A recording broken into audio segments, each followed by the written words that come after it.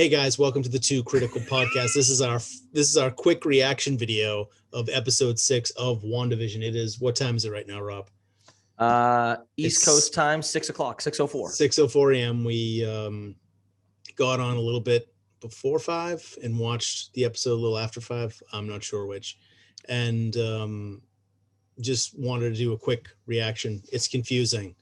Rob thinks that Rhodey is going to show up and somehow help out Rambeau.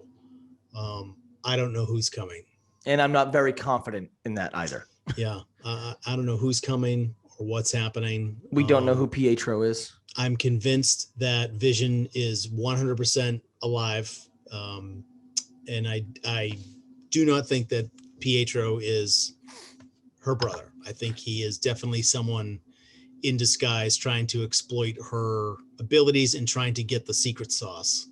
So can I ask a question? No. All right, good. All questions must be submitted in writing.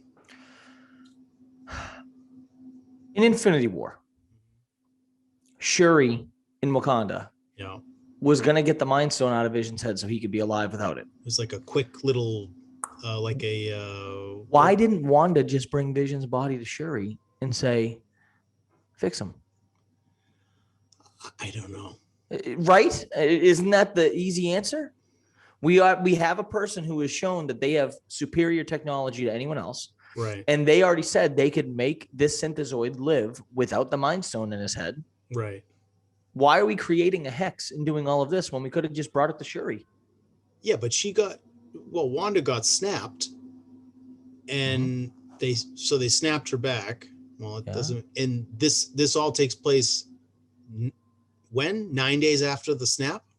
It's something like that. The second snap. Well, I mean, the second snap is 5 years later. Right. So Vision's been long dead. They've been messing with his body for a while. Right. The government was. Yes. Yeah. Yep. So his body's essentially. And Haywood's up to something. They were doing something with his body. I don't know what it was. They were trying to figure out. They were reverse engineering it. Yeah. Just like you would with a crashed UFO. I wouldn't do that. I wouldn't do it either. I don't have the technology. I don't know shit about UFOs. Yeah, no, I think that I like the episode a lot. I just think it leaves us with more questions than we started with, which we had some pretty big questions when it started. It's a real puzzler. Yeah, it's a brain tickler. Yep. Yeah. It's mind-boggling. So I'm kind of convinced that that's not the Pietro or the Quicksilver from the X-Men universe. He wouldn't antagonize her if that was really him like that. Right. So and he's clearly there. He wants the secret He's recipe. there to get intel. Yeah. He wants to know how she did the trick. It seriously seems like he probably is, I don't want to say definitely Mephisto, but it really seems like he was trying to get information from her. Like, how did this start? How'd you do it? Right. It's strange. I didn't dislike the episode at all. I feel like we have more questions than answers now, though. Unless it's somebody that we don't even expect, or it is the big reveal is that it's going to be Doctor Strange, and Doctor Strange is in there trying to help her and figure it out. Who would have called Strange in? Haywood? Why wouldn't Doctor Strange know about it anyway? He knows all this shit. Doesn't he know all this shit's going to go down anyhow? I wouldn't say no to a tuna melt. Yeah, no, I mean, I was under the impression that Strange was probably who Rambeau's going to meet. She's now bringing in a guy, right? But right. She's military. Sword, yeah. I don't think Strange would be her guy. She's only been around for like 15 minutes too. I know. So can I make a prediction? Go ahead. It's Don Cheadle. Okay. They were both in the Air Force. Yeah. If you take the blip into account, I've read things online where they would be very close in age. Now, she obviously looks younger than Cheadle, but for the sake of the storyline, Rambeau and Cheadle potentially could have crossed paths in the Air Force in the past. And if she knows he's an Avenger, even though supernatural isn't his field of expertise, that could be one of the surprise characters that they bring in. Now, the only thing is, as far as Vision goes, Vision or Paul Bettany said that there's someone new coming in that he always wanted to work with, right? Yeah, it can't. It's not. Didn't Don he? Cheadle.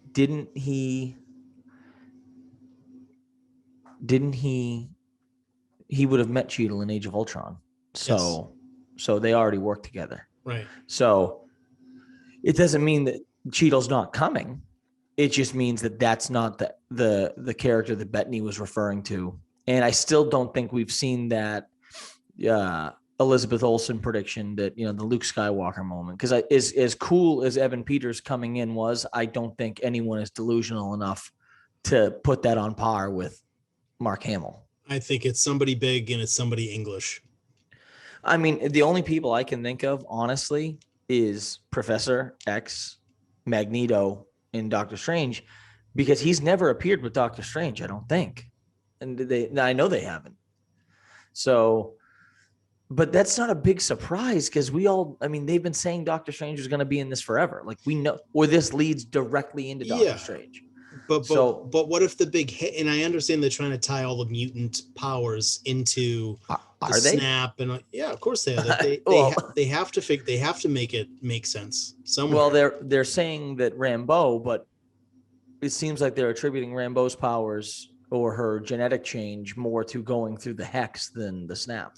So here's something. So I watched Captain Marvel 2 nights ago, and I rewatched Endgame the other night, and I noticed 2 things.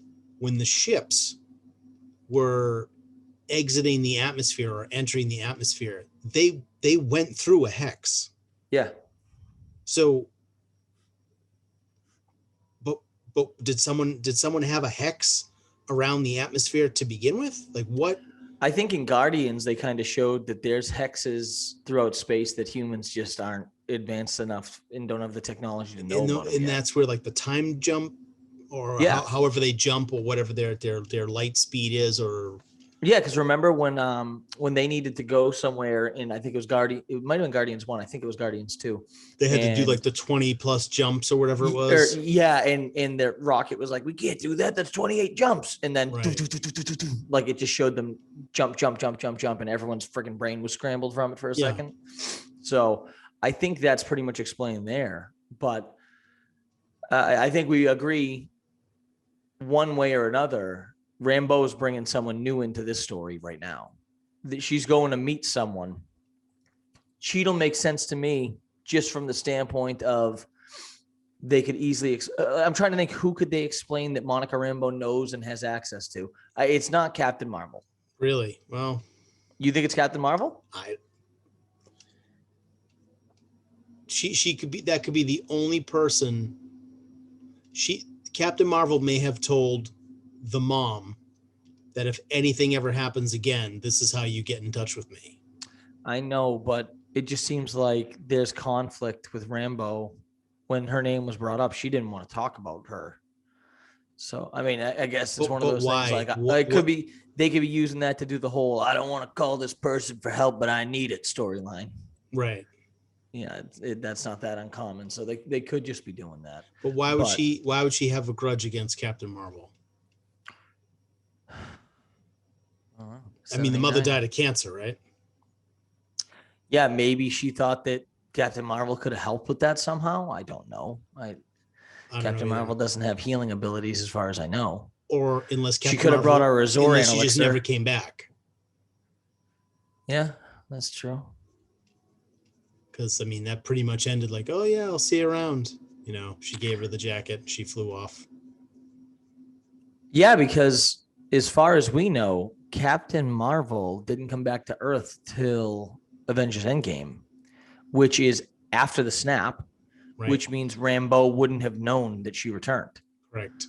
So her hard feelings might more be, where's Auntie Carol? Right.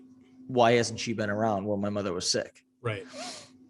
I'm trying to, I can't imagine she'd have access to Nick Fury, Rambeau. I did think it was interesting that the kid was dressed like Nick Fury, though, with the eye patch.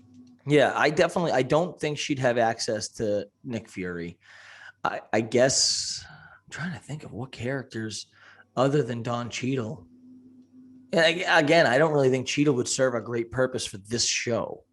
His powers are, well, he doesn't have powers. His suit is useless against Wanda. Right. The only thing I can think of is she brings in Cheadle, who brings in Strange. Yeah. Because maybe she says, my Rolodex doesn't have Stephen Strange's number in it, but yours does. I need you to get in touch with him. Right. I'm trying to think of like what other Avengers. I mean, I guess potentially maybe Hawkeye. I don't think so, though. We know it's not Tony. We know it's not Cap. We know it's not Thor. We know I really don't think it's Captain Marvel. It makes sense from the standpoint of Marvel knows her. I just don't think that's what it is. But I guess that could be it because we wouldn't see it coming. You didn't see that coming? It's not Ruffalo. I don't think. No, it wouldn't be the Hulk. She wouldn't know the Hulk. I mean, yeah, if it was Kat Dennings initiating it, I could see someone like Thor showing up out of nowhere because she could have called Jane and said, Jane, I need you to get Thor here. But that's not who it was. It was Rambeau bringing in the guy. Did she say my guy? She said, I got to meet my guy on the ridge. Who's her guy? Did she say man or guy? My guy. Yeah, so it's not Carol Danvers. What we recommend is you go watch videos of smarter people that might be able to tell you what happened and send us a link so we can watch that. Yes, please. So we can feel fulfilled. Yeah. Hey, it's too critical, not too experts. All right. Yeah. And again, not too critical at all, right? I think people think there's going to be something bad coming every time, right? You're going to wake up every morning, click a link, and here we are telling you to go fuck yourselves. We're not doing that today. Have a nice Friday. Have a happy Friday. Enjoy it. Go out there, hug somebody, love your family. Go out to dinner, have a couple of pops. Check in with some relatives that you haven't talked to in a while. Check in with some old friends. Give everybody a mental health check.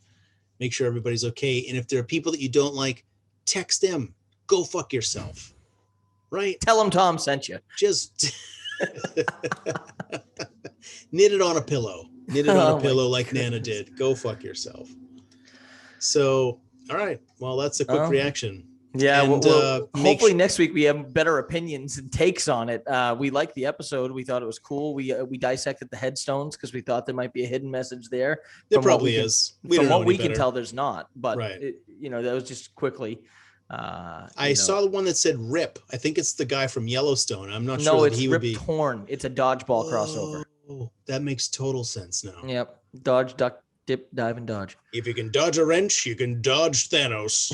Yeah, right. Well, Quicksilver couldn't dodge the bullets.